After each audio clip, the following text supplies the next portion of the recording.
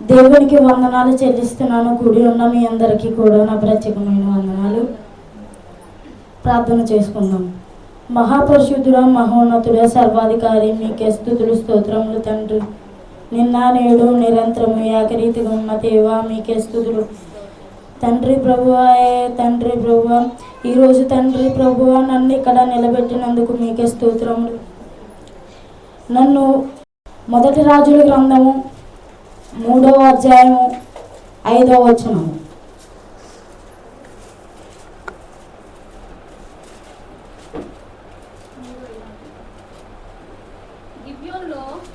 గిబ్యోనులో యెహోవా రాత్రివేళ స్వప్నమందు సొలొమోనుకు ప్రత్యక్షమై నేను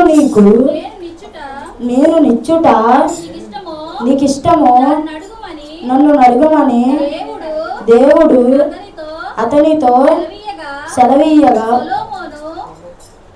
14వ వచనం చదవండి. మరియు నీ తండ్రి అయిన దావీదు నా మార్గములలో నడిచి నా కట్టడలను నేను నియమించిన ధర్మమంతటిని గైకొనినట్లు నీవు నడిచి వాటిని గైకొనిన ఎడల నిన్ను దీర్ఘాయుష్మంతునిగా చేసేదనను. హల్లెలూయా. దేవుడు ఇక్కడ ఏం చెప్తున్నాడండి సొలొమోనుకి? నీకు ఏం కావాలో అది అడుగుము, నేను నీకు ఇచ్చేదను అని దేవుడు పలుకుతున్నాడు. సొలొమోను ఏమని ప్రార్థించాడండి? ప్రభువా, నేను ఈ రాజ్యమును పరిపాలించుటకు నేను జ్ఞానము నాకు ఇమ్ము. నీవు నాకు జ్ఞానము ఇచ్చిన ఎడల నేను నడిపించదను. హల్లెలూయా. హల్లెలూయా.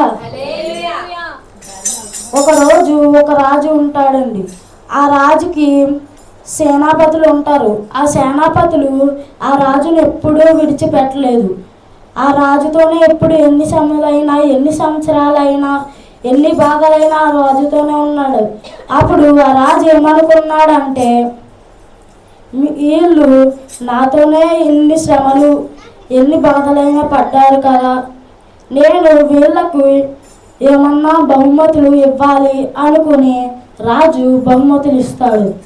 ఏమంటే సంచులు ఇప్పించగా బంగారము, వెండి, వజ్రములు, ధనం వంటి హెచ్చించే వస్తువులు ఉంటాయి. అందరూ వెళ్ళి తీసుకుంటారు. కానీ ఒక భక్తుడు ఆగిపోతాడు. నువ్వు కూడా వెళ్ళి తీసుకో అంటే, రాజా నాకు బంగారము, వెండి, వజ్రములు, ధనము వద్దు, కానీ నీతో ఉంటే బహు ఆనందము నాకు అంటే రాజు ఆనందిస్తాడు. మనము కూడా అలాగే ఉండాలి. లోకంలో ఉండకూడదు, కానీ దేవునిలోనే ఉండాలి. లోకమా దేవుడా అంటే మనం ఇప్పుడు లోకంలోనే ఉన్నాం. లోకంలో విడిచిపెట్టి దేవునిలోకి రావాలి. దేవునిలోకి ఇచ్చిన ఎడల దేవుడు మనకు హెచ్చిస్తాడు, దేవుడు మనలను.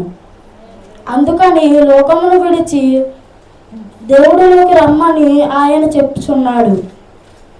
ఋతు గ్రంథము 1వ అధ్యాయము 16వ వచనము. అందుకు రూతు నా వెంబడి రావద్దనియు నన్ను విడిచిపెట్టమనియు నన్ను బ్రతిమాలుకొనవద్దు.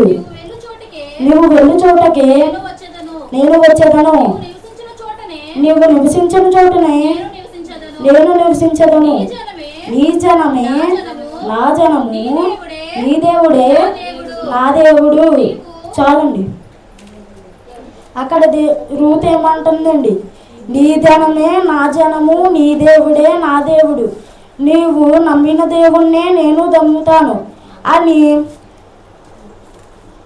అని రూతు తన అత్తగారిని వదిలేదు, కానీ తన అత్తగారి వెనకాలే వెళ్ళింది. ముసలి వయసులో ఉన్న తన అత్తగారిని వదిలేకుండా పొలము పని చేసి తన అత్తగారిని పోషించింది. మనము కూడా దేవుణ్ణి విడిచిపెట్టకుండా, లోకంలోకి వెళ్ళకుండా దేవుళ్ళలోనే ఉండాలి అని దేవుడు చెప్తున్నాడు. లోకంలోకి వెళ్ళకూడదు కానీ దేవుళ్ళలోనే ఉండాలి. ఈ చిన్న మాటలు దేవుడు దీవించును గాక. ఆమేన్.